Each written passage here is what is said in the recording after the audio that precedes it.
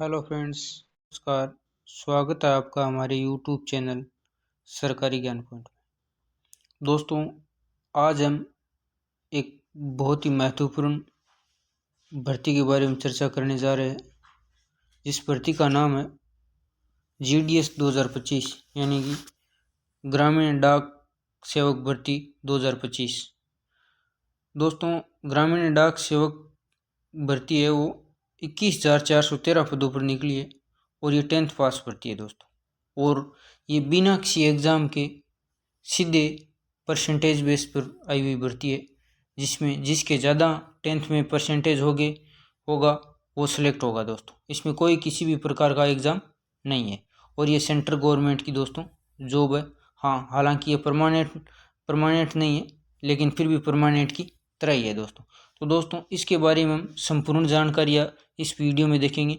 अगर आप GDS 2025 का फॉर्म भरने जा रहे हैं तो ये वीडियो आप ज़रूर देखना है। फॉर्म भरने से पहले दोस्तों इस वीडियो को आप केयरफुली देखना है और इसमें हम संपूर्ण डिटेल के बारे में नोटिफिकेशन पढ़कर सुनाएंगे और संपूर्ण नोटिफिकेशन के बारे में बात करेंगे। तो दोस्तों, देरी न करते हुए स्टार्ट करते हैं अपना वीडियो।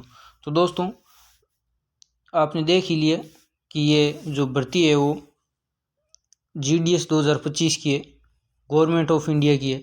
ठीक है दोस्तों, ये ग्रामीण डाक सेवक की भर्ती है। जो फॉर्म इसका दोस्तों स्टार्ट है वो 10 फरवरी 2025 से 3 मार्च 2025 तक चलेगा। 10 फरवरी से इसका फॉर्म स्टार्ट हो गया है दोस्तों। और इसमें दोस्तों 3 प्रकार की पोस्ट हैं, जिसमें फर्स्ट पोस्ट का नाम है ब्रांच मैनेजर और सेकंड नंबर जो पोस्ट है अपनी वो है दोस्तों असिस्टेंट ब्रांच मैनेजर और थर्ड पोस्ट है दोस्तों वो है डाक सेवक की। 3 प्रकार की पोस्टें निकली हुई है। आपके लिए ऑनलाइन पोर्टल है वो इंडिया पोस्ट GDS online.government.in की ऑफिशियल वेबसाइट पर जाकर आप ऑनलाइन फॉर्म भर सकते हो दोस्तों। तो दोस्तों, तो हम देखते हैं कि इसमें ऑनलाइन रजिस्ट्रेशन और करने के लिए अपने को क्या क्या किस किस चीज़ की ज़रूरत पड़ेगी। तो दोस्तों, इसमें स्पष्ट लिखा है कि आपके पास वैलिड मोबाइल नंबर होनी चाहिए और एक्टिव ईमेल आईडी होनी चाहिए। दोस्तों, आपके पास अपनी ईमेल आईडी होनी चाहिए, खुद की कैंडिडेट की ईमेल आईडी होनी चाहिए, क्योंकि ईमेल आईडी और मोबाइल नंबर है वो OTP के माध्यम से वेरीफाई करवाए जाएंगे और जब आपका सिलेक्शन हो जाएगा तो इसी ईमेल आईडी और मोबाइल नंबर पर आपको मैसेज के द्वारा सूचना दी जाएगी दोस्तों। तो अगर आपने दोस्तों, और ख़ास बात ध्यान रखने योग्य ये बात है कि आप दोस्तों इसमें एक ही फॉर्म भर सकते हैं, दूसरा और डुप्लीकेट अकाउंट आपको नहीं बनाना है।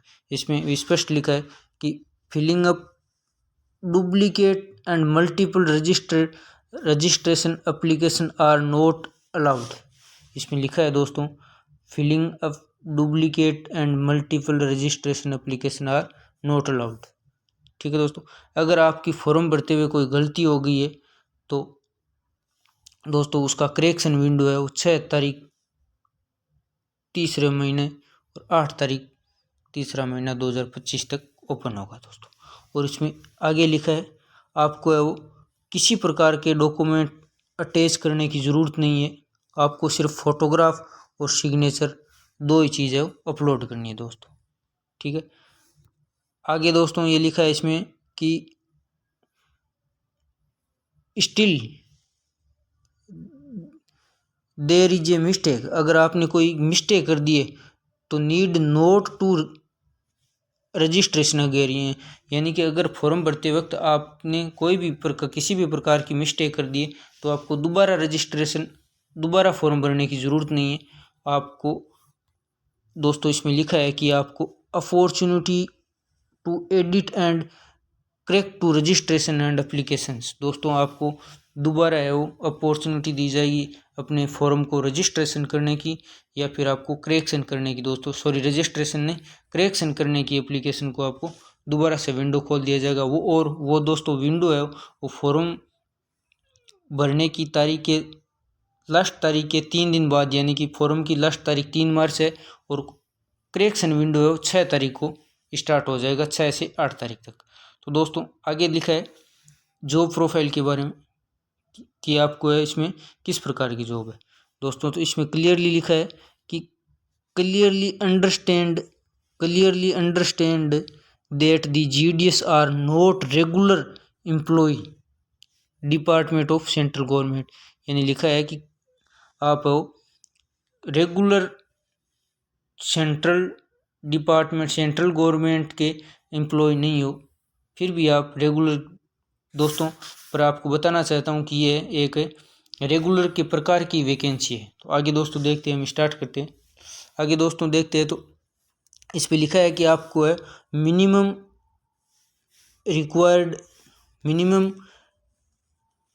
Required to work for minimum for a period of 4 hours. तो दोस्तों आपको पर डे है वो मिनिमम 4 घंटे का काम दिया जाएगा और मैक्सिमम है वो दोस्तों मैक्सिमम वो 5 आवर्स भी हो सकता है दोस्तों, यानी कि आपको मिनिमम 4 घंटे और मैक्सिमम 5 घंटे उसमें काम करना पड़ेगा। और 65 वर्ष की आयु के बाद ये दोस्तों नहीं रखेंगे, यानी कि 65 वर्ष की आयु में आपको रिटायरमेंट कर दिए जाएंगे। दोस्तों 3 प्रकार की पोस्टें, 3 प्रकार की पोस्टों के नाम इस प्रकार से, एक तो ब्रांच मैनेजर है जिसे BPM कहा जाता है, और आगे जो पोस्ट है वो दोस्तों है 2 नंबर पोस्ट है वो असिस्टेंट ब्रांच मैनेजर है, 3 नंबर पोस्ट है वो डाक सेवक है। दोस्तों 3 प्रकार की पोस्ट हैं। सबसे बढ़िया पोस्ट है ब्रांच मैनेजर की, जिसमें सैलरी भी इन दोनों की तुलना में काफ़ी अच्छी है, और उसके बाद असिस्टेंट ब्रांच मैनेजर की, और उसके बाद डाक सेवक की। असिस्टेंट ब्रांच मैनेजर और डाक सेवक की सैलरी में दोस्तों काफ़ी ज़्यादा अंतर नहीं है, सेम ही सैलरी है। दोस्तों आगे लिखा है सैलरी के बारे में बात करते हैं।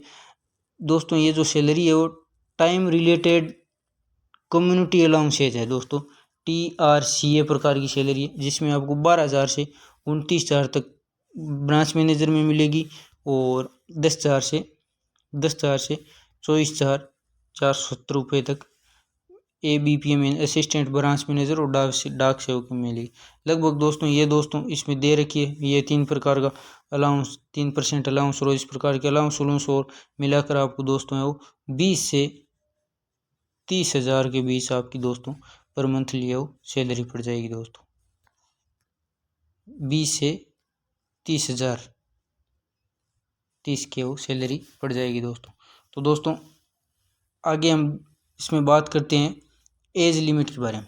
दोस्तों आप मिनिमम आपकी एज लिमिट 18 साल होनी चाहिए और मैक्सिमम वो आप 40 साल तक हो सकते हैं, और कैटेगरी के अनुसार इसमें और भी छूट है। मैक्सिमम में नीचे बताया गया है SC/ST को 5 साल की है, OBC को 3 साल की है, इस प्रकार से आप ये और भी छूट मिल जाएगी दोस्तों इसमें एज लिमिट के बारे में। आगे दोस्तों देखते हैं हम, आगे दोस्तों क्वालिफिकेशन के बारे में देखते हैं। इसमें क्वालिफिकेशन क्या रखी गई है दोस्तों, नोटिफिकेशन में स्पष्ट किया हुआ है कि आप 10th स्टैंडर्ड की भर्ती है, यानी आप 10वीं पास होनी चाहिए दोस्तों, आप 10वीं पास होनी चाहिए।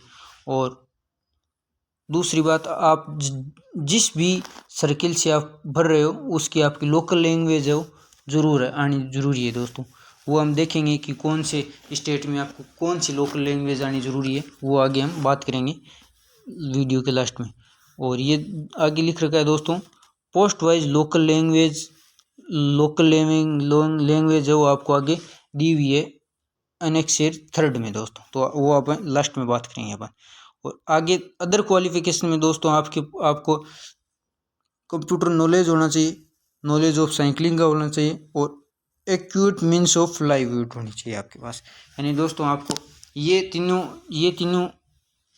क्वालिफिकेशन है जो भी आप उनको कह सकते हो, वो मैंडेटरी नहीं है, वो भी सकते नहीं भी। आपको कंप्यूटर नॉलेज है तो अच्छी बात है, आपको साइकिल चलानी है तो अच्छी बात है, और आप मीन्स लाइवलीहुड मतलब जीवन यापन करने का जो भी है आप वो देख लीजिए। ठीक है दोस्तों, आगे बात करते हैं हम।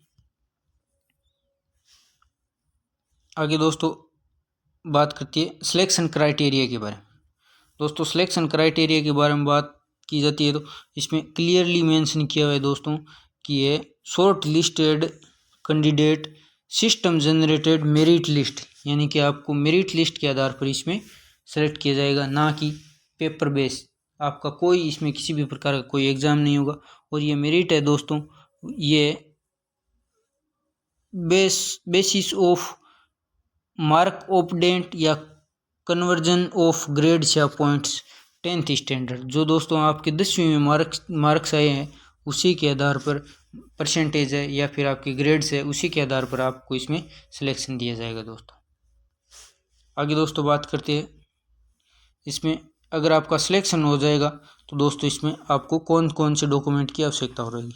इसमें फर्स्ट नंबर पर आती है दोस्तों मार्कशीट है आपकी, उसके बाद आइडेंटिटी प्रूफ है, उसके बाद कास्ट सर्टिफिकेट है। अगर आप कास्ट सर्टिफिकेट एप्लीकेबल हो तो आपको कास्ट सर्टिफिकेट की जरूरत पड़ेगी। आप हैंडीक्राफ्ट हो तो PWD सर्टिफिकेट पड़ेगा, EWS हो तो EWS certificate, translated certificate, date of birth certificate और एक मेडिकल सर्टिफिकेट। और दोस्तों ये जो नीचे दे रखा है ये स्पेशल अरुणाचल प्रदेश से भरने वालों के लिए उनके लिए दोस्तों नॉलेज ऑफ लोकल लैंग्वेज का सर्टिफिकेट भी चाहिए अरुणाचल प्रदेश से जो भी भरेगा उसके लिए। आगे दोस्तों देखते हैं हम। आगे दोस्तों आपके पास ये ऑफिशियल साइट है, इस पर जाकर आप ऑनलाइन फॉर्म भर सकते हो। और ये जो हमने पहले बता दिया, आपकी खुद की एक्टिव ईमेल आईडी और मोबाइल नंबर होने चाहिए। और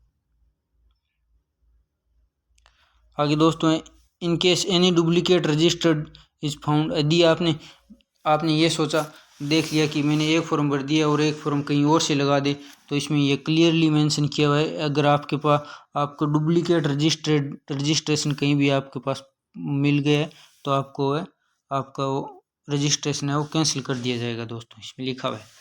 और किस किस चीज़ की ज़रूरत होगी, आपके पास मोबाइल नंबर होने चाहिए और जिस पर आपकी OTP जाकर वेरीफाई होगी, उसमें ईमेल आईडी भी होनी चाहिए, लिखा है to be verified through OTP के थ्रू आपकी ईमेल आईडी वेरीफाई होगी। उसके बाद सिग्नेचर फ़ोटो होनी चाहिए 50 KB से कम और सिग्नेचर होना चाहिए 20 KB से कम। और दोस्तों बात करते हैं आगे एप्लीकेशन फ़ीस के बारे में। एप्लीकेशन फ़ीस है वो आपकी 100 रुपये रहेगी। एप्लीकेशन फ़ीस दोस्तों 100 रुपये रहेगी। SC ST और फीमेल कैंडिडेट और ट्रांसजेंडर के लिए एप्लीकेशन फ़ीस में वो छूट मिल जाएगी दोस्तों। एप्लीकेशन है वो आप credit card, bank debit card, net banking या UPI से आप वो पेमेंट काट सकते हो दोस्तों। आगे दोस्तों हम बात करते हैं selection of division and exercising preference, कि आपको है कौन सा डिवीज़न सेलेक्ट करना है और कौन सी पोस्ट प्रेफरेंस देनी है। तो दोस्तों इसमें स्पष्ट लिखा है कि आपको only one of the selected division, आप केवल एक ही डिवीज़न सेलेक्ट कर सकते हो और उस डिवीज़न में ओनली अप्लाई वन और मोर वैकेंट पोस्ट ऑफ GDS, यानी कि आप एक ही डिवीज़न सेलेक्ट कर सकते हो और उस डिवीज़न में आपके पास जितने भी वैकेंसीज है उस सब के बारे में पोस्ट प्रेफरेंस दे सकते हो दोस्तों। आपको डिवीज़न है वो एक ही दोस्तों सेलेक्ट करना है, दूसरा डिवीज़न आपको भरने का ऑप्शन नहीं मिलेगा। आगे लिख रखा है आपकी रिसेंट पासपोर्ट साइज़ फ़ोटो होनी चाहिए और सिग्नेचर होनी चाहिए। फ़ोटो की साइज़ और 50 KB से अधिक नहीं होनी चाहिए और सिग्नेचर है वो 20 KB से अधिक नहीं होनी चाहिए दोस्तों। आगे दोस्तों बात करते हैं हम, ये दोस्तों लिख रखा है इसमें लोकल लैंग्वेज के बारे में, लिस्ट ऑफ लोकल लैंग्वेज। अगर आप अरुणाचल प्रदेश से भर रहे हो तो आंध्र प्रदेश और यमन ये, और आपको कौन सी लोकल लैंग्वेज आनी चाहिए, आप है दोस्तों तेलुगु आनी चाहिए। आपको कौन सी लैंग्वेज आनी चाहिए, तेलुगु लैंग्वेज आनी चाहिए। अगर आप सर्कल आंध्र प्रदेश चूज करोगे तो इसमें आंध्र प्रदेश और यमन दो जगह आपको पोस्टिंग मिलेगी और तेलुगु लैंग्वेज आनी चाहिए। इस प्रकार से आप देख सकते हो। अगर आप आसाम सर्कल सेलेक्ट करोगे तो इसमें आसाम है और भी जो है इसमें आ रहा है उसमें असम भाषा आनी चाहिए। और बिहार में दोस्तों है वो बिहार सेलेक्ट करोगे तो बिहार में हिंदी है। ये जो छत्तीसगढ़ है उसमें भी हिंदी है दोस्तों, दिल्ली में भी हिंदी है। इस प्रकार आप देख सकते हो कि कौन से स्टेट में कौन सी भाषा है। दोस्तों आप सर्कल सेलेक्ट करते वक्त दोस्तों ध्यान रखना है कि आपको उस सर्कल की लोकल लैंग्वेज के बारे में पता है या नहीं है, और 10वीं में आप उस लोकल लैंग्वेज में खास तौर से ध्यान रखना है दोस्तों, ये वो लोकल लैंग्वेज आपको आनी चाहिए और वो सब्जेक्ट है वो 10वीं में आपका होना चाहिए दोस्तों। तो आगे दोस्तों हम बात करते हैं। तो इसमें दोस्तों नोटिफिकेशन में खास जो इम्पोर्टेंट बातें थी वो हो गई। अब हम दोस्तों चलते हैं अपने पोस्ट कि कौन से सर्किल में कितनी पोस्ट हैं ये और कौन से सर्किल में दोस्तों। तो इसमें हम बात करते हैं अपने जो आंध्र प्रदेश है दोस्तों, उसमें आंध्र प्रदेश में आपको तेलुगु लैंग्वेज चाहिए और इसमें टोटल पोस्ट हैं वो दोस्तों आई हुई है, देख सकते हो आप। ओबीसी के 553 है, नहीं सॉरी, जनरल की 553 है, ओबीसी की 239 है और टोटल है वो 1215 पोस्टें हैं दोस्तों आंध्र प्रदेश की। और ये आसाम है और ये आसाम है दोस्तों। आसाम में अलग अलग चाहिए, एक आसाम में एक जगह हिंदी भी चाहिए और बोडो बंगाली अलग अलग चाहिए। तो दोस्तों आप है वो हिंदी वाले में दोस्तों सिर्फ एक ही पोस्ट है, ठीक है। जनरल के लिए एक ही पोस्ट है, एक एसटी के लिए, एक ईडब्ल्यूएस के लिए, इस प्रकार से 3 ही पोस्टें हैं हिंदी वालों में दोस्तों। तो आपको इसमें देख लेना है कि कौन से स्टेट में या कौन से सर्किल में कौन सी आपको लोकल लैंग्वेज है और उस स्टेट या सर्किल में कितनी पोस्टें है। ये दोस्तों सब हमारे डिस्क्रिप्शन में लिंक, दोनों पीडीएफ की डिस्क्रिप्शन में लिंक मिल जाएगी। आपको इसमें केयरफुली पढ़ लेना है और उसके बाद ही दोस्तों आपको फॉर्म फिल करना है दोस्तों। अगर ये वीडियो आपको अच्छा लगा, आपके लिए हेल्पफुल लगा, तो हमारे यूट्यूब चैनल को सब्सक्राइब ज़रूर कर लीजिए और